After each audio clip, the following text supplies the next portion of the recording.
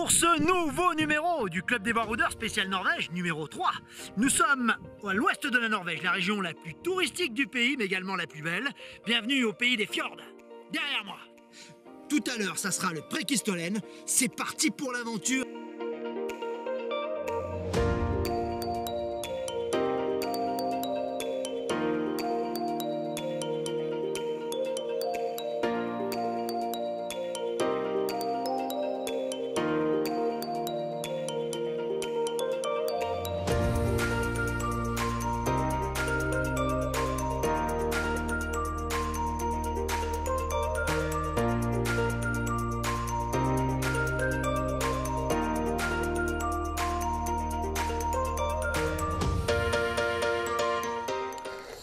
Alors, vous arriverez sans doute, comme nous, au Preikestolen par cet immense parking où on laisse sa voiture.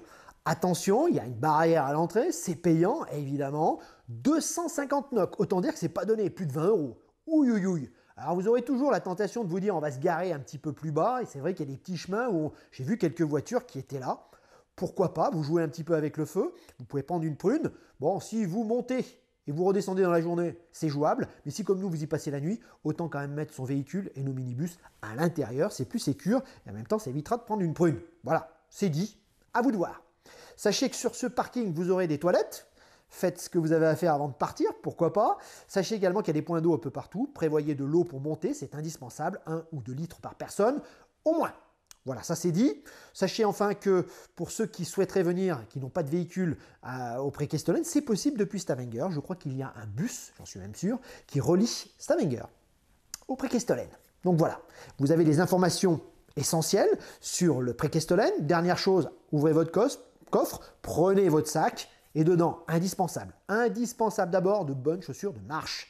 Sachez qu'il y a de tout pour monter là-haut. Il y a autant des pierres un petit peu branlantes, vous avez des chemins plus ou moins bons, c'est vrai, caillouteux le plus souvent, de la pierre apparente également, des chemins et des escaliers qui montent.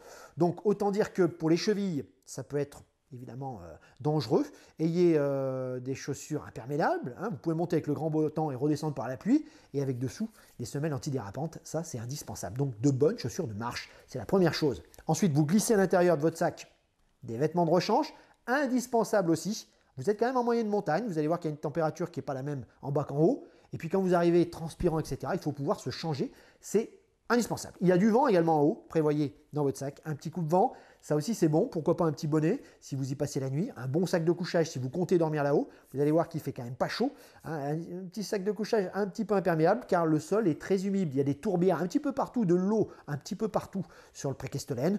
Donc bon, la bâche, pourquoi pas pour mettre dessous aussi une petite bâche plastique, ça peut toujours servir. D'accord? Une lampe torche, si vous montez à la nuit, ou petit matin, ou si vous redescendez de nuit, indispensable, ou si vous dormez là-haut. D'accord? Une petite trousse de secours pour les bobos, ça aussi c'est indispensable. Et puis voilà, un bon sac quand même, hein, ça monte pendant plus de 2 heures. Donc si on a un bon sac à dos, ça devrait quand même pas trop tirer sur les épaules. Un bon chapeau, un peu de crème solaire, des lunettes de soleil si vous montez en plein soleil comme nous, et vous êtes parti pour le Preikestolen.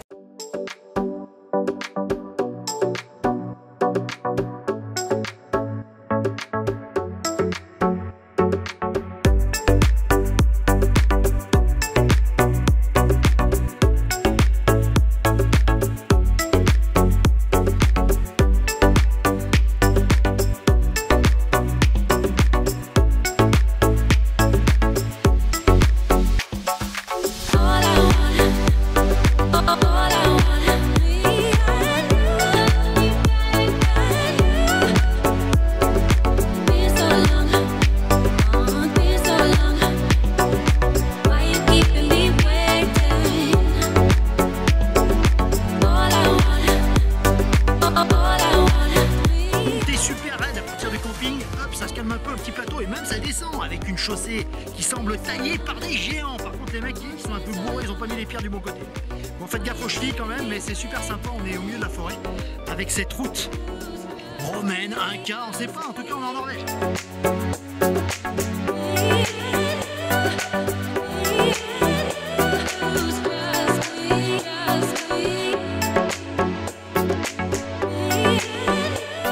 Bon bah comme prévu, ça va descendre tout et nous on monte. Alors j'espère qu'on aura une bonne surprise et en tout cas c'est le but du truc. Pour l'instant le plan se déroule sans accroc. Pas de mystère, hein. S'il faut venir de bonne heure le matin, hein, 5h, 6h, et là vous montez, vous êtes les seuls et vous avez des chances d'être seul en haut. Hein, par contre si vous montez entre 9h, 10h et 16, 17h, c'est Paris aux heures de pointe. L'aurore absolue, en tout cas c'est pas comme ça qu'on a la conception du voyage. Sachez que comme nous, vous pouvez également monter à 18h, on va aller essayer de dormir là-haut. C'est pas trop ce que ça va donner, est-ce qu'il y a des places pour dormir? J'ai pas vu de forum, j'ai pas vu trop de gens en parler. Donc on va camper en haut du Périscolène et on vous racontera cette expérience assez unique.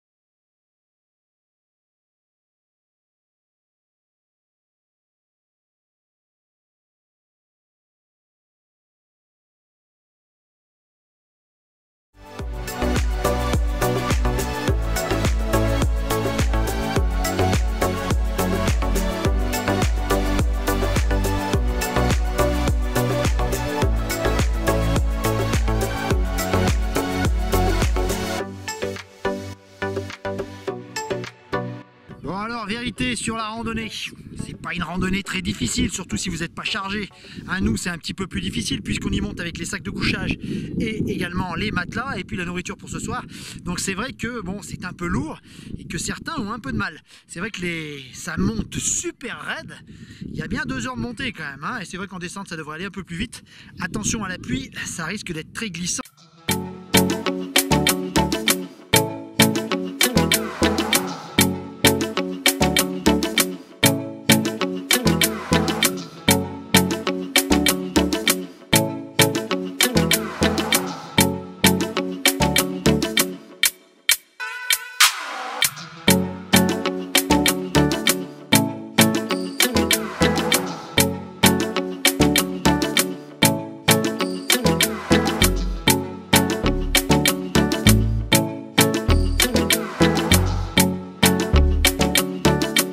À 15 minutes de l'arrivée environ, un amour de petit lac. C'est là qu'on va établir notre campement ce soir. On va essayer de se trouver un petit coin sympa. Il y en a déjà qui campent de l'autre côté. Mais je pense que c'est le coin idéal pour camper. Il y a de l'eau, il y a moins de vent. On peut se trouver un petit coin pour bivouaquer à quoi? À quelques minutes à peine du sommet.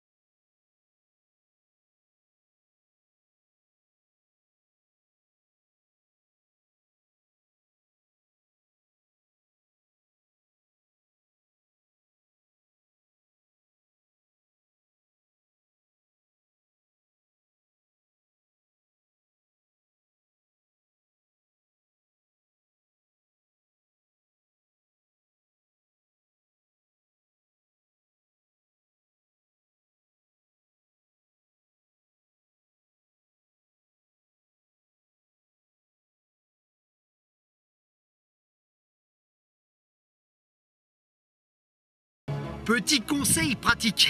Quand vous êtes arrivé au Périskelen, plutôt que de rester en bas avec les touristes, vous faites le tour, vous montez carrément au rocher qui est carrément au-dessus. Et là, on voit bien la forme du rocher. On est loin des touristes et vous avez une vue de malade. Et on est quasiment tout seul et ça, c'est bon.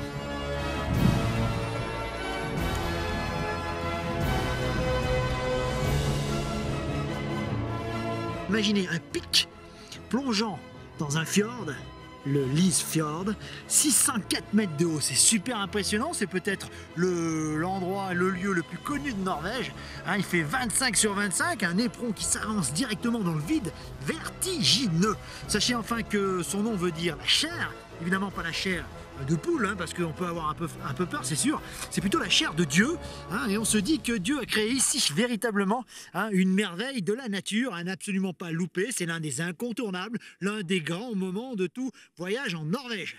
Faites attention toutefois, c'est vrai que ce voyage et ce superbe lieu peut être gâché un petit peu par le monde. Je vous l'ai dit, entre 9h et 17-18h, c'est Paris aux heures de pointe. On prend son ticket pour prendre des photos, c'est l'horreur. Faites comme nous, vous montez soit de bonne heure le matin. Nous, on est en soirée, ça commence déjà à se vider et on va dormir sur place. Et ça, c'est bon.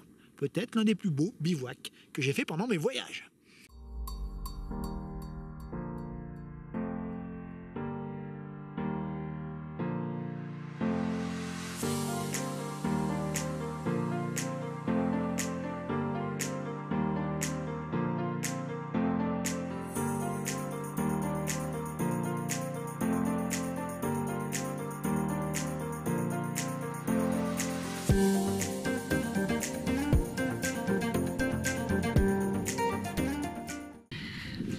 Bon, bah 5h du mat, j'ai des frissons, je claque des dents et on monte pas le son. Bon, pour tout vous dire, la nuit n'a pas été extraordinaire, on a quand même dormi un peu. Bivouac ou notre bivouac, on vient d'y dormir la nuit. Alors c'est pas la nuit du siècle, ça c'est certain. Par contre, on n'a pas trop d'humidité, hier il faisait super beau. On a plutôt passé une nuit correcte, même si c'est pas la nuit du siècle, faut pas déconner quand même. Mais ça nous fait gagner une nuit d'hôtel, enfin d'hôtel, de camping en tout cas. Ça gagne sur le budget, on passe une expérience inoubliable. Donc on valide, s'il fait beau évidemment, le Prekestelen.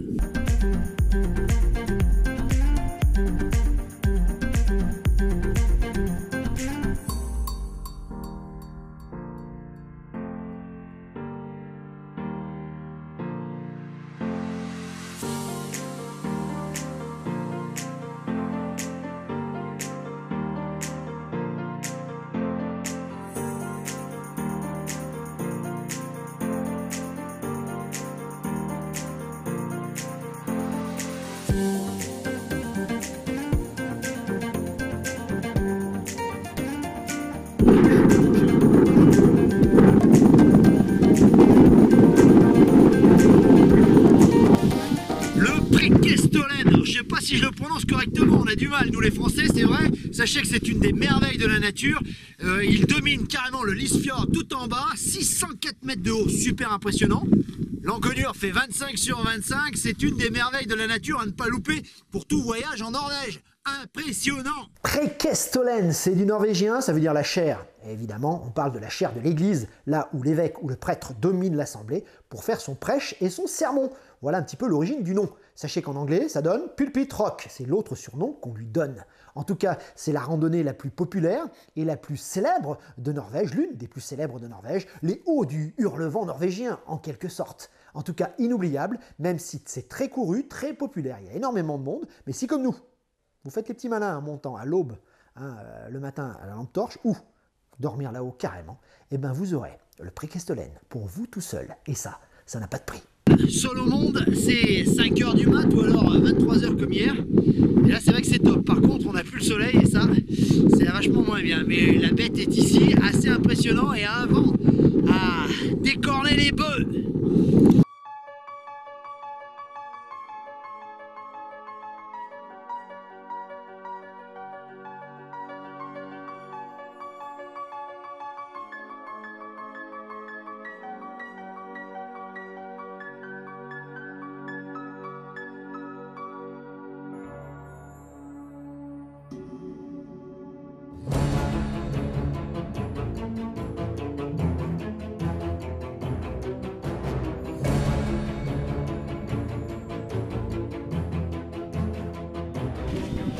Faites attention quand même, on va vous donner un conseil, on évite de monter avec des enfants de moins de 10 ans, c'est super dangereux, il n'y a aucune rambarde, hein, c'est le citoyen responsable on va dire, il y a eu un accident vous allez me dire, ça leur donne plutôt raison, mais quand il y a des bourrasques comme ça avec un petit ou une petite, on a vite fait de tomber dans le vide et c'est 604 mètres de haut, c'est sans retour, hein. Donc faites très attention, soyez assez vigilants, soyez en toute sécurité, n'allez pas prendre des risques pour un selfie ou pour une photo, pour le reste, profitez, c'est superbe.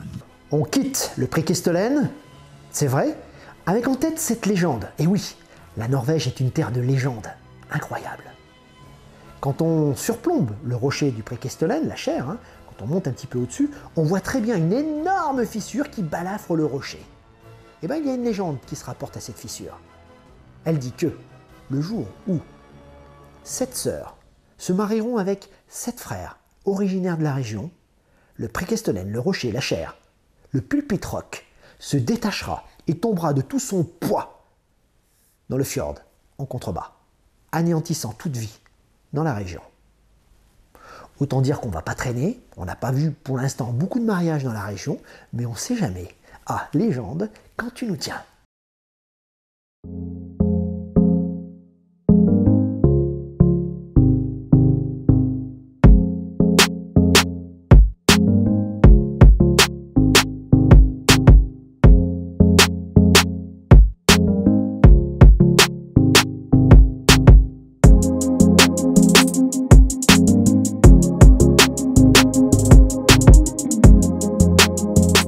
C'est quand même pas une randonnée très difficile, pas d'inquiétude pour les groupes zigos, mais sachez quand même qu'on met un peu plus de 2 heures pour monter en y allant tranquillou bilou, hein, et que pour descendre c'est quand même plus rapide, en 1 heure, 1 heure 30.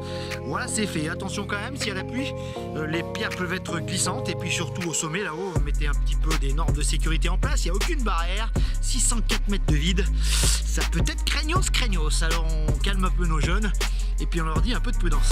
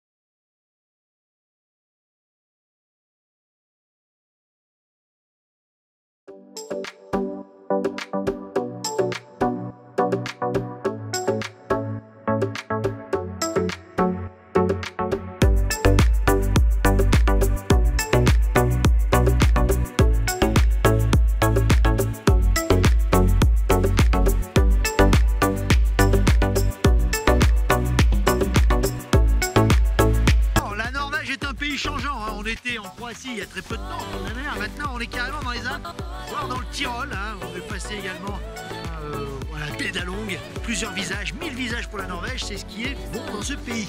Par contre, le temps change d'un jour à l'autre. Hier, grand beau temps, aujourd'hui c'est la pluie. Petite route de montagne, super serrée, faites attention à vous.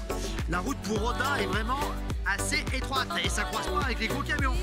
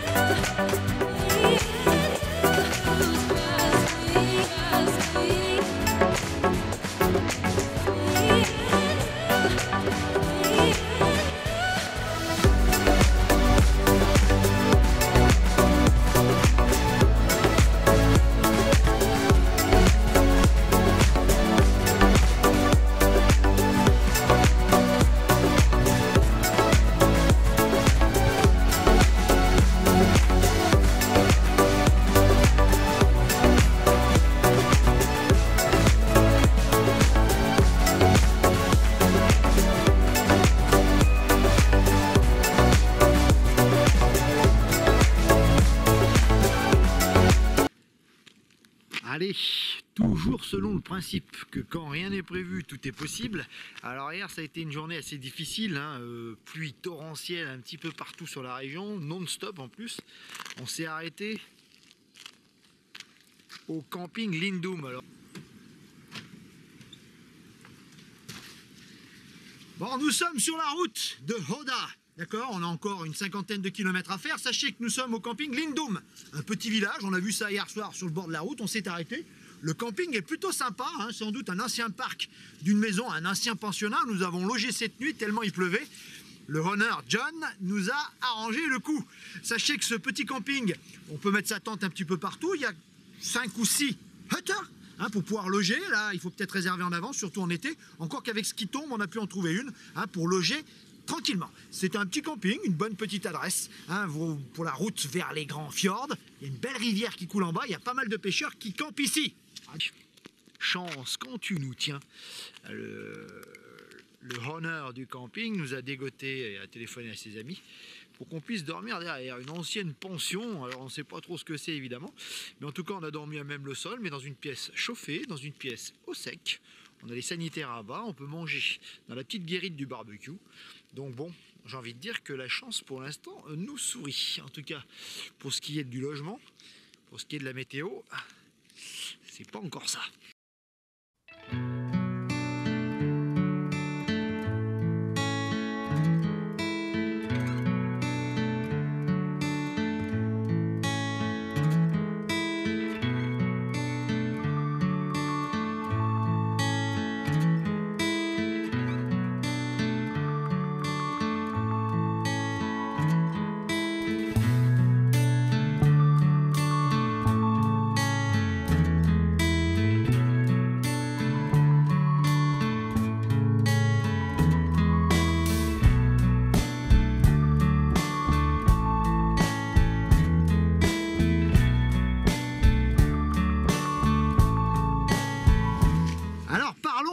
Où est-ce qu'on a logé durant notre séjour en Scandinavie et en Norvège? Sachez que les choses sont pas aisées, les hôtels sont très très chers. Alors vous avez la moins chère, la plus économique, c'est le camping sauvage. On vous en reparlera.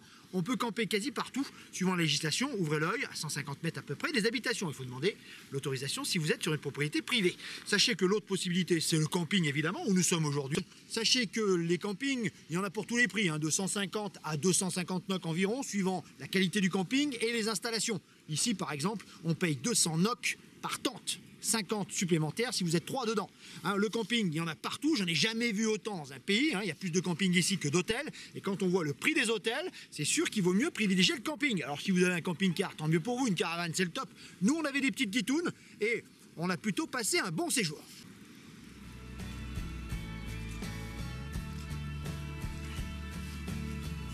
L'autre solution, si vous voulez un peu plus de confort, encore qu'il ne faut pas déconner, hein, c'est la cabine, la cabane. Alors, on n'est pas la cabane au Canada, hein, c'est la cabane norvégienne, on l'a adaptée, tout en bois, hein, 4 lits superposés ou 2, ça dépend. Là aussi, vous avez différents prix. Sachez que pour celle-ci, dans le camping où nous sommes, hein, on en a pour 500 NOK pour les 4 lits. C'est plutôt économique, une petite plaque à induction pour faire sa cuisine, un frigo, hein, et c'est tout, c'est du basique de chez basique, mais c'est pas trop cher, et puis c'est vrai que quand il pleut comme aujourd'hui, c'est plutôt agréable d'être dans sa petite cabane de pêcheur.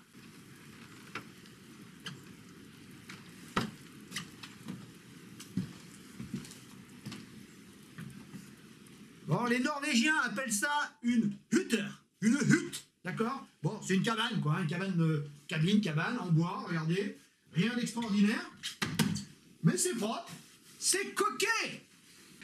Alors, je suis avec John, un des honneurs du camping, super sympa, c'est lui qui nous a dégoté le petit pensionnat, sinon on était mouillés. Il est sympa, il est rigolard, hein, il vous accueillera superbement. Venez chez John, on est au camping, comment ça s'appelle ici?